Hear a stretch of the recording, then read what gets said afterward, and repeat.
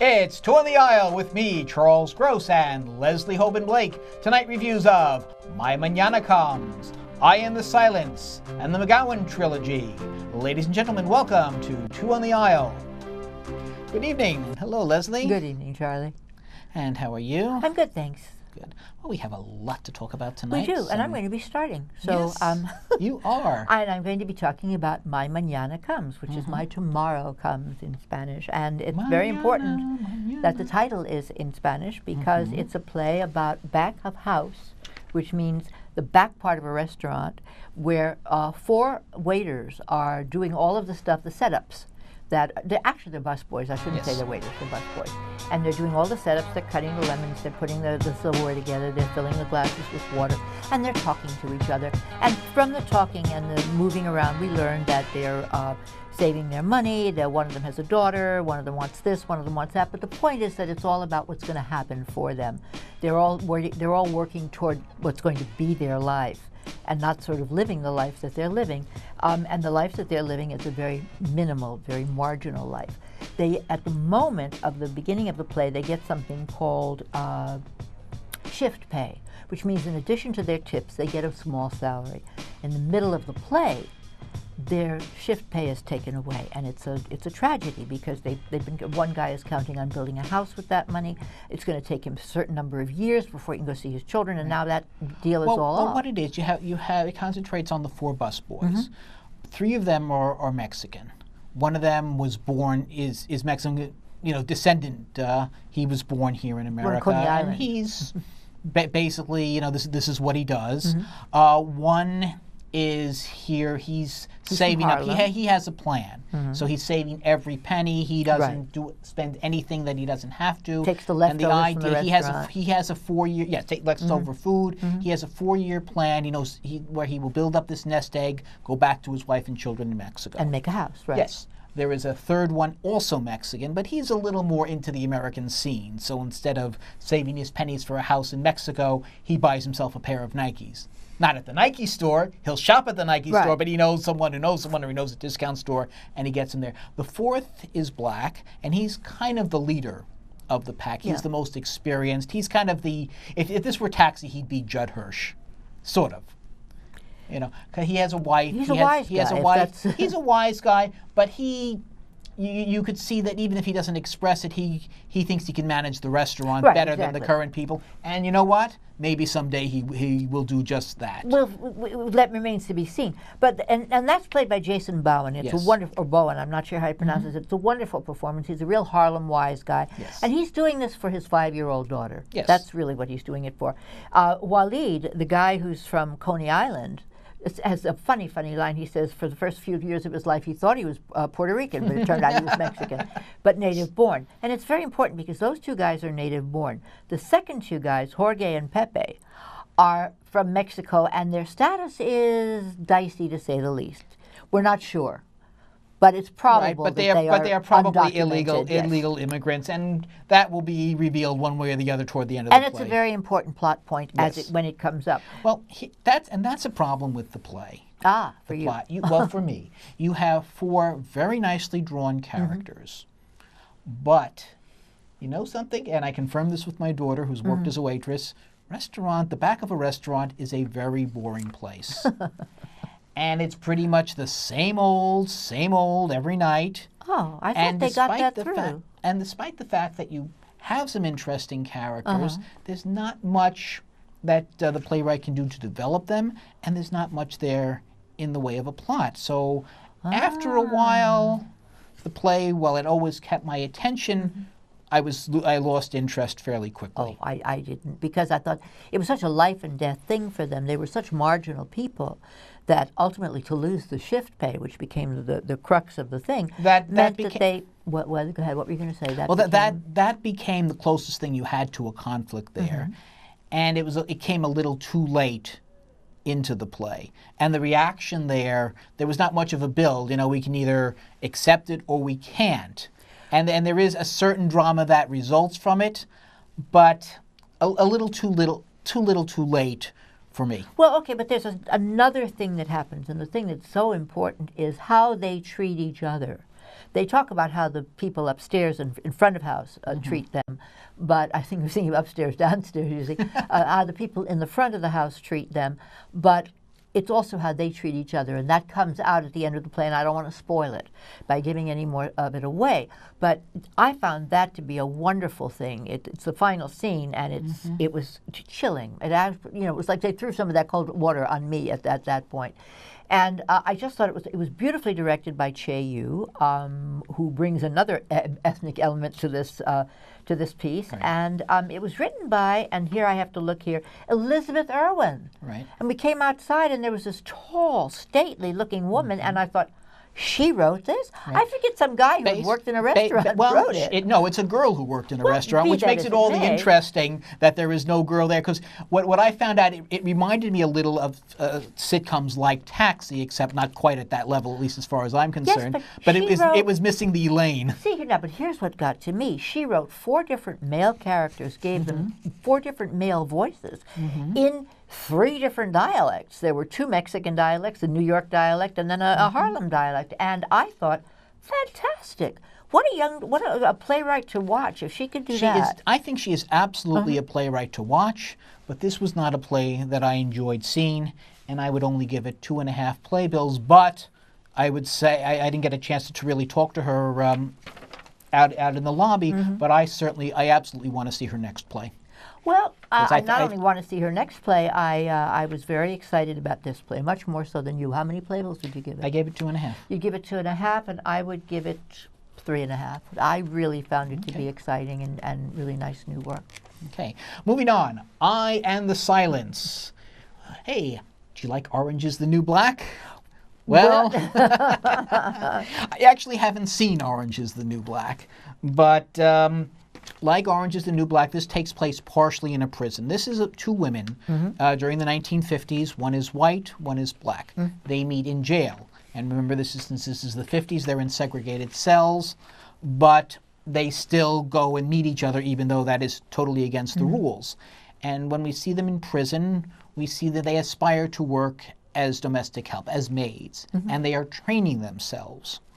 And then we see them a few years later trying to get work as maids, sometimes succeeding, sometimes not. And the interesting thing is that there's a younger character for each and an older character for each. There are only 4 characters. Well, they're the same characters. But they're 2 and 2. We see them at different stages of their lives, and they're played by 2 different sets of actresses. Yes. And this is one of the problems that I had with the play.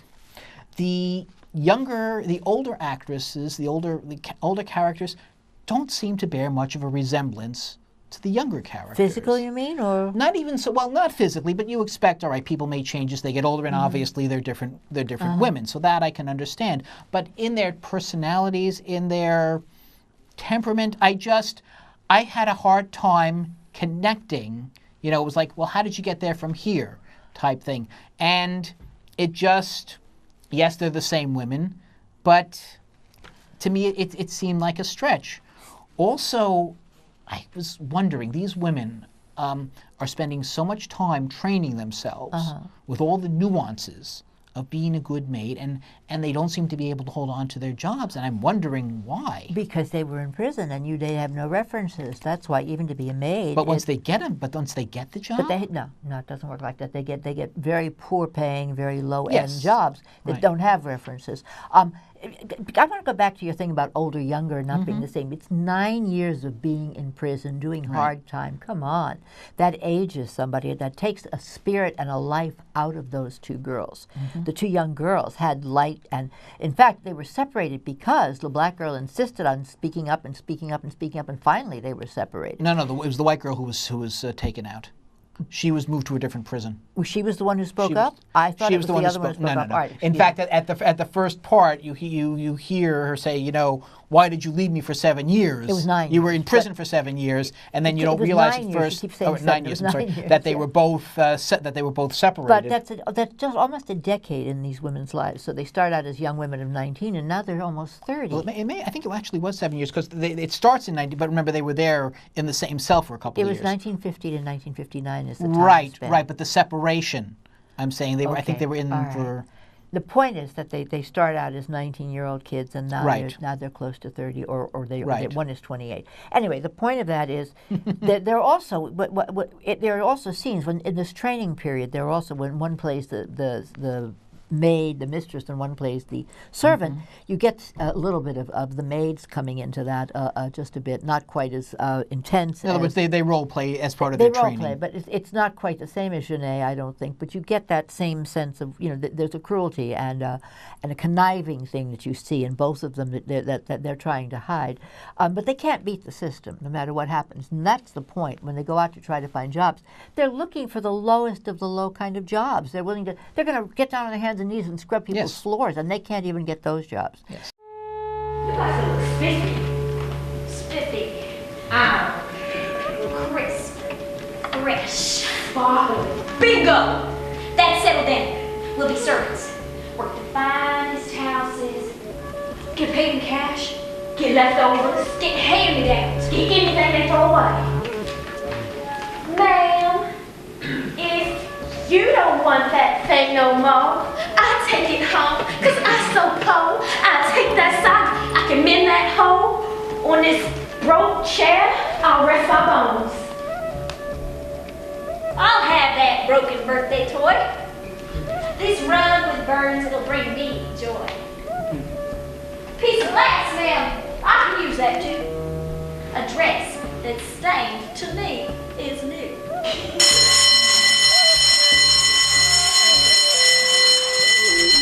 But we'll have to practice. Yeah, practice. They're living in a place where the only way that they can stay warm is to lie in bed together. I mean, they have no way to live at all. Yes. And you can see them almost Dickensian, in a Dickensian kind of thing, sort of as the candle flickers out, they're just going to die because they have no way to live. I found, there's no place to go but down. I kept thinking of Gorky's lower That's depths. kind of how I felt about the play, quite frankly. Well, yeah, but that's what it was saying. Naomi Wallace is a very interesting writer, and she takes on fantastic topics. I mean, her first play was called One Flea Spare, and it was about the Black Plague. So if you go from there to this, is quite a thing. And it's interesting because you mentioned Orange is the New Black. I have a picture here that shows the costumes, and they're very similar to that kind of outfit that the women wear in the show. But I disagree that it was not. I thought that they did a phenomenal job of showing the time changes, of showing the characteristics of the two girls. I felt, again, I had a more difficult time than I should have connecting the younger women to the older women. I mean, it became obvious that they were the same women at different times, but again, the getting from one to the other was not as clear. It kind of comes out what you said about there not being able to find jobs, but you have to look very hard to figure it out. I was left scratching my head. Why? What's the matter? Why aren't they? Given the time period, I'm sorry, you seem to have this expectation for them that it was absolutely non-existent. Maybe. I mean, you go back and read your Faulkner of the 30s and 40s about what their lives were like and what their But I think that needed to be made a little more apparent. It was very apparent to me. I really want to disagree with you. I think you're being overly harsh, and I think you just didn't get it. Maybe. I really think you just didn't get it because it was there. But I didn't, and I didn't enjoy the play either. That's something else. Enjoy is not the word I would use. Okay. I was moved by it in some way. There was a distancing. It was a cold play. It wasn't a warm play. But I was moved by the situation of the two women. You can't not be moved by it. But I mean, I kept thinking, my God, this is real. People really went through this over and over and over again. It's like the Dust Bowl, kind of life. But if you're gonna compare it to the Jodes, I'm losing them. That's okay. The name, that's good. Well, you got the Jodes. When we saw Grapes of Wrath, when we saw a stage version of that, I was moved. Right. I could to an extent identify, I empathize with them. None of that was here. Well, because Joe spent the whole play looking toward California was going to be something, and then they get to California and it's more dust, So, I mean, it wasn't really dust, but for them it was nothing more than that. Anyway, so for this play, would you give this play? I really did not enjoy it at all, and I would only give it 1.5 play. You're being very harsh tonight, Charlie. Very what they call the Russian judge, I will give it 3. I felt that she was trying to tell a story. It was important. The time period was so important to what happened to these girls. Absolutely. And, I mean, any girls would have had that trouble, much less a black girl and a white girl trying to make it together, you know. So, 3. Okay. Okay. All right, and now a theater that I know Leslie loves. There's a little bitty theater on 23rd Street called The Cell. It calls itself a 21st century salon, and I love that phrase because it's what it is. It's a 64, 65, 70-foot seat house. 70-seat house, Yes. which can be rearranged, but mostly is on risers to one side, and the stage where the door is outside. We're on the risers, yes. We're on the risers, audience on the risers. Which means if you don't like the play, there's no place to good luck go. trying to leave. And the front door is closed and locked because that's part of the... Because sometimes the plays aren't that and good. Only Charlie would notice that there's no exit and there's no this and that. But well, there's no second means of egress, yes, but and no exit means, you know. But again, this was part of the Irish First. Last time we talked with Kieran O'Reilly about the Irish rep. But this, instead of being the Irish Rep, is an independent company, and the name of the play is the McGowan Trilogy, and it's 3 one-act plays. I just want to hold it up. This is in the one act. This is in the our Irish First, and this is the actual playbill. And what in reading about them, there are 3 plays by Seamus Scanlon, 3 one-acts that he's put together as an evening called the McGowan Trilogy, and McGowan is a character.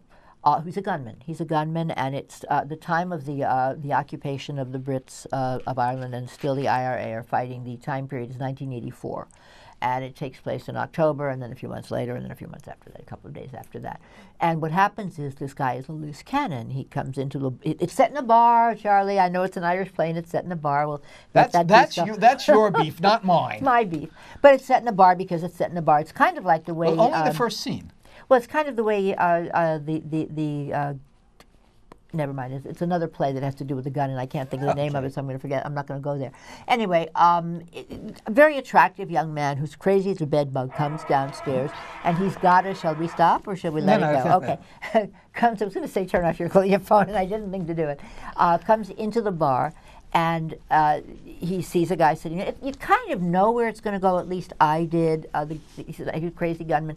It's a Jimmy Cagney kind of role from the 1930s. Oh, that's a good comparison. Well, you know, he was an old Irishman. So it's basically, in the first act, he kills 2 of his IRA comrades. In the second act... He murders the only girl that he may have loved because she apparently helped a wounded British soldier. She gave aid to it. She gave him water as he was dying. Yeah. And in the third act, he kills his mother. I don't think she did anything to betray the cause.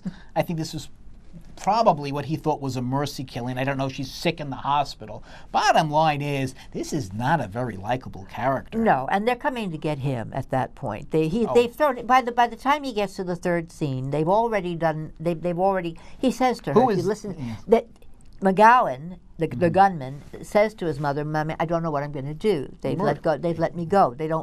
He's no longer the hotshot young kid that they think they can trust." That's because he keeps shooting everybody. Well, the point is that was his job. But he takes it to an extreme. He shoots one of the in the first act he finds someone who has no question betrayed the IRA, and he murders him. Right. And then one of the other people, wait, that's not the procedure, and then he turns and shoots that guy. And then he shoots the bartender. So no, not that he doesn't shoot the bartender. Oh, he does. He does not shoot the bartender. All right. Okay. The bartender has a gun and could have shot him. I see. It was a Mexican standoff in an Irish bar. Yeah. Okay. I'm going to write a play called The Mexican Standoff in an Irish bar. Something like that. But the bottom line is, I mean, interestingly, the second act, the girl, I believe, is played by his wife. Yes, his name is Paul. Paul and Anne Nugent are the two people. And I think of the play, that was my favorite part. Watching, how she is trying desperately to get out of being killed. That was, I found that an interesting part. But in general, I didn't enjoy this at all.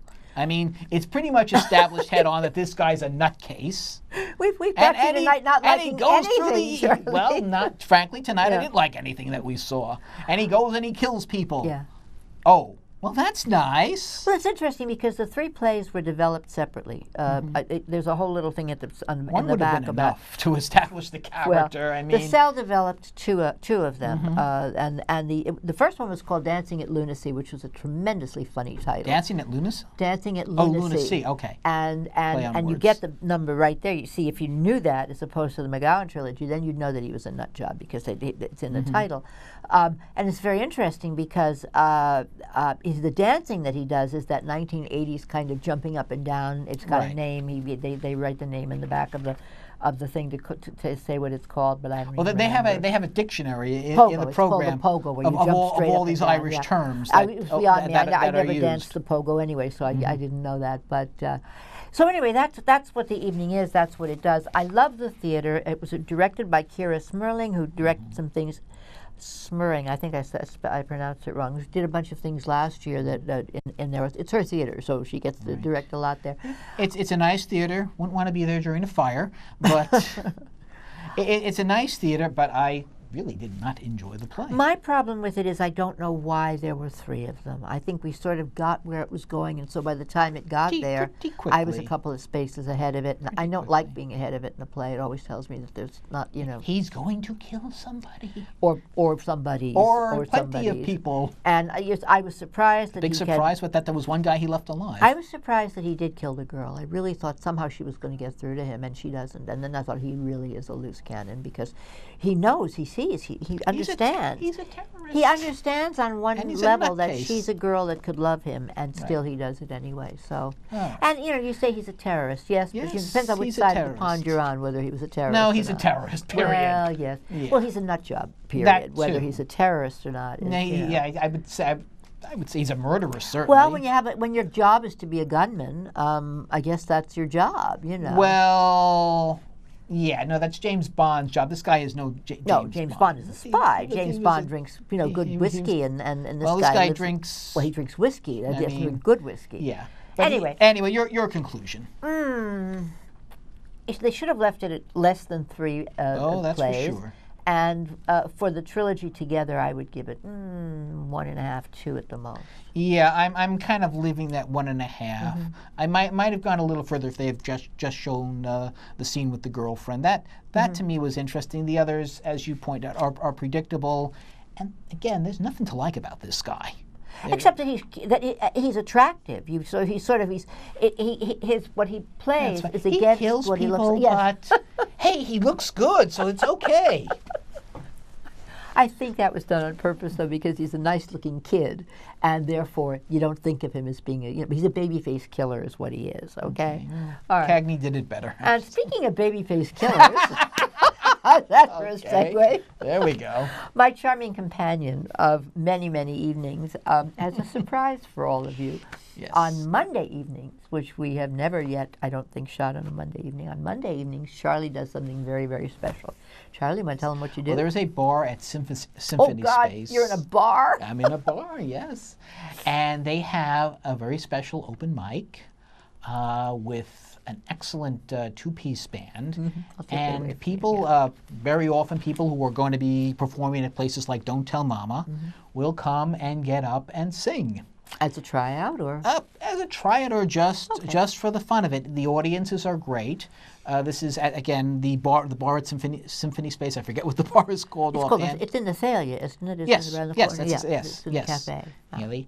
And it's a wonderful little space. You got a great audience there, and it's just a lot of fun. So this week, I went to sing one of my old-time favorite Broadway songs, "If I Were a Rich Man" from Fiddler. And it came out so well that we're going to share it with you. Okay. So enjoy, and when you go to the theater, look for Leslie and me. Us too. On the aisle. Dear God, you made many, many poor people. I realize, of course, that it's no shame to be poor, but it's no great honor either. So what would have been so terrible if I had a small fortune and a 3-bedroom, 2.5 bathroom apartment on the Upper West Side of Manhattan? If I were a rich man, hey,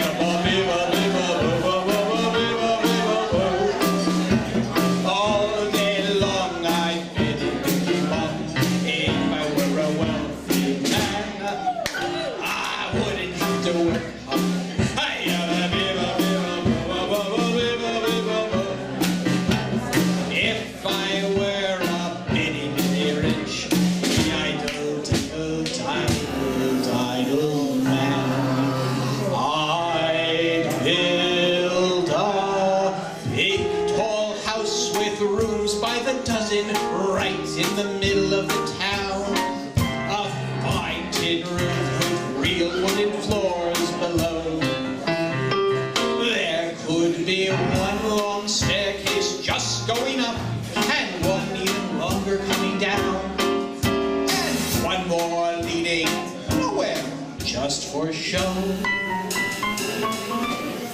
I fill my yawns with chicks and turkeys and geese and ducks for the town to see and hear, squawking just as noisily as they can.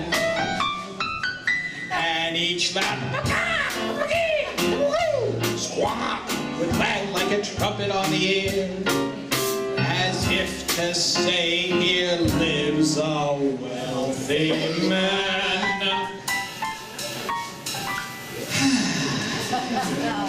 If I were a rich man, I am a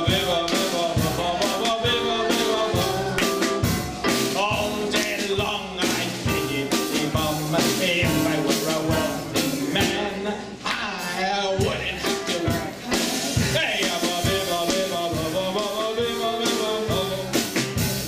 If I were a big rich,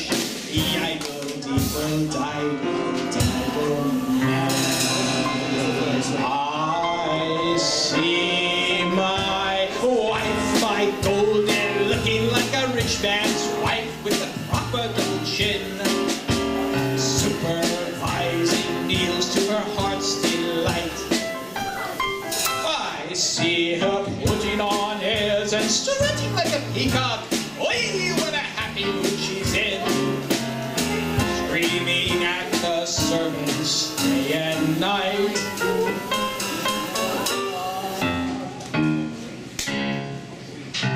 The most important men in town would come to fawn on me. They would ask me to advise them, like Solomon the wise.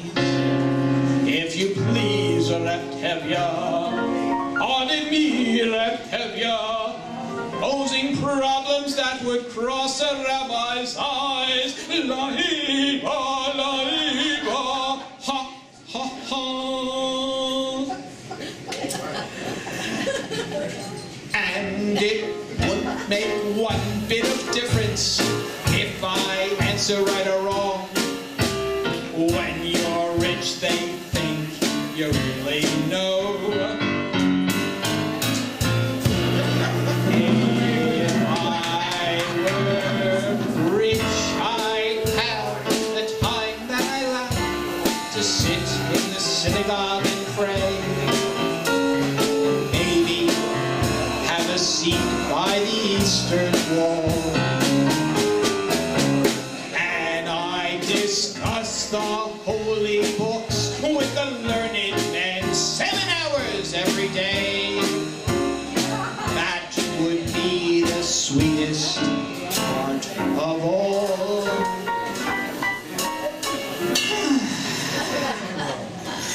If I were a rich man,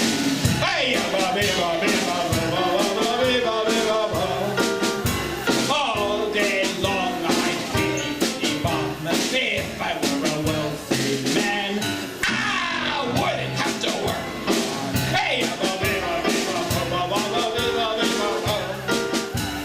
Lord, who made the lion and the lamb, you decreed I should be what I am, but